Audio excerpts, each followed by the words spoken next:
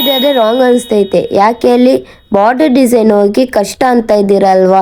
20 days 20 border design ನೋಡೋಣ. Hello everyone, welcome to my channel. ನಾನು ನಿಮ್ಮ ಗೆಳತಿ. ಇವತ್ತಿನ ವಿಡಿಯೋದಲ್ಲಿ ನಾವೇನು ನೋಡ್ತಾ ಇದ್ದೀವಿ ಅಂದರೆ 20 days 20 ಬಾರ್ಡರ್ ಡಿಸೈನ್ಸ್ ನೋಡ್ತಾ ಇದ್ದೀವಿ. ಫಸ್ಟ್ ನಾನು ಒಂದು 4 ಲೈನ್ಸ್ ಹಾಕ್ಕೊತಾ ಇದ್ದೀನಿ. ಸೆಕೆಂಡ್ ಲೈನು ಥರ್ಡ್ ಲೈನ್ಗೆ ತಿಕ್ ಲೈನ್ ಹಾಕ್ಸ್ಕೊಂಡು ಥರ್ಡ್ ಲೈನ್ ಹಂಗೆ ಬಿಡ್ತಾ ಇದ್ದೀನಿ. ನಂತರ ಫೋರ್ತ್ ಲೈನ್ಗೆ 2 ಹಂಪ್ಸ್, ಅದು ಸ್ಮಾಲ್ ಹಂಪ್ಸ್ ಕೊಟ್ಕೊತಾ ಇದ್ದೀನಿ. ಅದಾದಮೇಲೆ ಟ್ರಯಾಂಗಲ್ ಅದೇ ಬಿ ಶೇಪಾಗಿ ನಾವು ಕೊಟ್ಟೇವಲ್ಲ ಆ ಥರ ಟ್ರಯಾಂಗಲ್ ಕೊಟ್ಕೊತಾ ಇದ್ದೀನಿ.